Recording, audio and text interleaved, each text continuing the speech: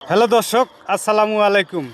এই এই হচ্ছে ইটখোলা হোসে সরকারের বাড়ির পিছন পাশে ইটখোলাতে। এখানে আমাদের এই চাচা আলু বেচতিছে 50 টাকা পাল্লা, 10 টাকা কেজি। কেউ যদি আলু নিতে চান এখন যোগাযোগ করবেন। এখানে এই দেখতেছেন আলু, অনেক আলু পাওয়া যায়। এই যে আলু এই দেখতেছেন দর্শক, এই যে আলু তুলা মানে মাঠের ভিতরে পালা করে রাখছে। আপনারা খুচরা হোক পাইকারি হোক যেমনি ইচ্ছে আপনি নিতে পারবেন। এখানে শুধু 10 টাকা কেজি, 50 টাকা পাল্লা। এই যে দেখেন, এই যে দর্শকেরা নিতেছে আলু। এত সুন্দর আলু হয়েছে ফলনে ফিরা। এই যে চাচা মোটামুটি অনেক লাভ করতেছে।